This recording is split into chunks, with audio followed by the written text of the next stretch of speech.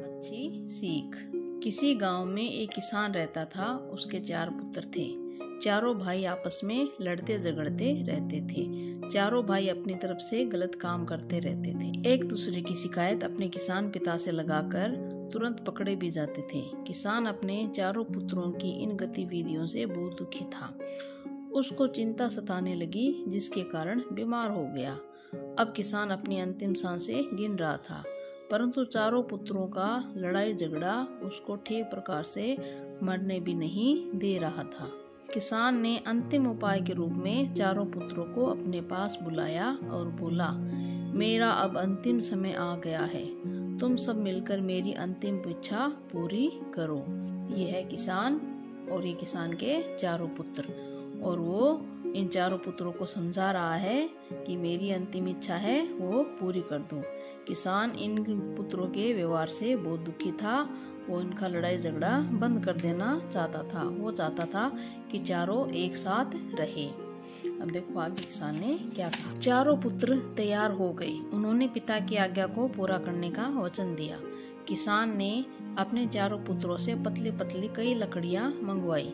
उसने उनसे सब लकड़ियों को एक गट्ठर में बंधवाया। पिता ने अपने चारों पुत्रों से कहा, तुम सब जवान हो, स्वस्थ हो, इस लकड़ी के गट्ठर को तोड़ दो। प्रत्येक ने बारी बारी से उस गट्ठर को तोड़ने का प्रयास किया, परंतु कोई भी अपने प्रयास में सफल नहीं हो सका। इसके बाद किसान ने गट्ठर को खोलने का आदेश दिया और उनसे एक एक लकड़ी को तोड़ने का कहा। सबने अति शीघ्र करके एक एक सभी लकड़ियों को तोड़ डाला। किसान ने कहा, पुत्रों, जिस प्रकार तुम पतली लकड़ियों के गट्ठर को नहीं तोड़ सके, परंतु एक एक करके तुमने सारी लकड़ियों तोड़ डाली, ठीक उसी प्रकार यदि तुम अलग अलग रहोगे तो कोई भी तुम्हारा अहित कर सकता है, परंतु यदि तुम लकड़ियों के गट्ठर की तरह मिलकर एक रहोगे तो तुम्हारा कोई कुछ भी अहित नहीं कर सकता। पिता की बातें सुनकर चारों भाइयों ने आपस में मेलजोल रखकर इकट्ठे रहने का निश्चय कर लिया। शिक्षा एकता में ही शक्ति है। देखो यहाँ पर किसान ने बेटों से लकड़ियां मंगवाई पतली पतली, उनका गट्ठर करने को कहा और लकड़ियों का गट्ठर तोड़ने का आदेश दिया, लेकिन चारों में से कोई भी लकड़ियों का गट्ठर नहीं तोड़ सका। फिर किसान ने कहा कि एक एक लकड़ी तोड़ो। तो एक एक लकड़ियां तो सभी ने तोड़ दी। इस प्रकार लकड़ियों के माध्यम से किसान ने अपने बेटों को समझाया कि सभी आपस में एक रहो। अगर अलग अलग रहोगे तो तुम्हारा हर कोई अहित कर देगा, लेकिन जब तुम साथ रहोगे, एक रहोगे, तो तुम्हारा कोई कुछ नहीं बिगाड़ सकेगा। है लालची कुत्ता। प्राय देखा गया है कि जानवरों में कुत्ता सबसे ज्यादा लालची होता है। एक कुत्ता रोटी के टुकड़े के लिए एक द्वार से दूसरे द्वार पर भटकता रहता है।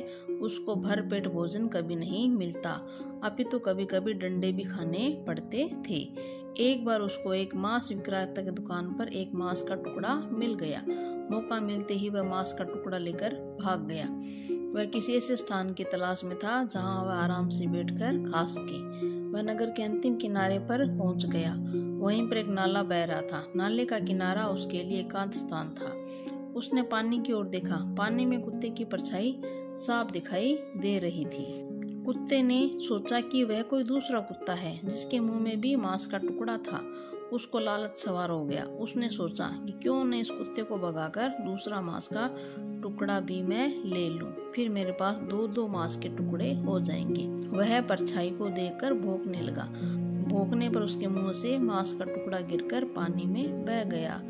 लालची कुत्ता ताकता रहा और वह अपनी गलती पर पछताने लगा। शिक्षा लालच बुरी बला है।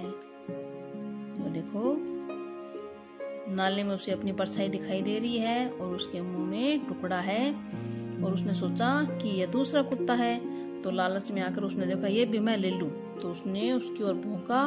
भौंकते ही मुंह खोलते ही उसका टुकड़ा भी पानी में गिर गया।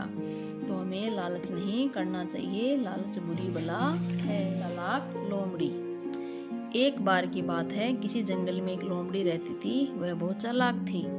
एक दिन उस लोमड़ी को बड़ी तेज भूख लगी। वह जंगल में भोजन की तलाश में इधर उधर भटक रही थी, परंतु उसे खाने को एक टुकड़ा भी न मिला। थक हार कर वह एक पेड़ के नीचे बैठ गई। अभी वह बैठी ही थी कि उसकी निगाह पेड़ के ऊपर बैठे कौवे पर पड़ी, जो मुंह में रोटी का टुकड़ा लिए बैठा था। रोटी को देखते ही उसके मुंह में पानी आ गया।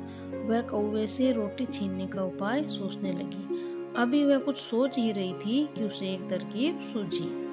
लोमड़ी ऊपर मुंह करके प्यार से बोली, कौवे भैया, आज तो आप बड़े दिनों में दिखाई दे रहे हो। मैंने आपको न जाने कहां कहां ढूंढा, परंतु आप कहीं न मिले। आपको देखकर मेरा बहुत मन कर रहा है कि मैं आपका गाना सुनूं, क्योंकि आपकी आवाज़ इतनी मधुर है कि मैं अपनी सुध बुध खो बैठती हूँ। भैया कृपया अपना गाना सुना दो, आपका बहुत उपकार होगा। कौवा अपनी प्रशंसा सुनकर फूलकर कुप्पा हो गया। जैसे उसने गाना गाने के लिए मुंह खोला, रोटी का टुकड़ा नीचे गिर गया। लोमड़ी ने झट से टुकड़े को उठाया और भाग गई। कौवा यह सब देखकर अपने ऊपर पछताने लगा। किसी ने ठीक ही कहा है, अनावश्यक प्रशंसा घातक होती है। शिक्षा, झूठी प्रशंसा से खुश नहीं होना चाहिए। ये देखिए, कौवा है, कौवे के मुंह में रोटी है और यहाँ नीचे लोमड़ी है। अब लोमड़ी इस रोटी को पाना चाहती है, तो उसने तरकीब लगाई कि इस कौवे को मूर्ख बना जाए। तो उसने उसकी प्रशंसा में कहा, कौवे भैया तुम बहुत अच्छा गाते हो, मुझे तुम्हारा गाना सुनना है, तुम मुझे गाना सुनाओ। और कौवा भी अपनी झूठी प्रशंसा सुनकर खुश हो गया और उस खुशी में गाने लगा। और गाना गाने के लिए जैसे ही मुंह खोला, रोटी नीचे गिर गई। और लोमड़ी तो इसी ताक में थी और रोटी लेकर तुरंत भाग गई। तो हमें झूठी प्रशंसा से खुश नहीं होना चाहिए।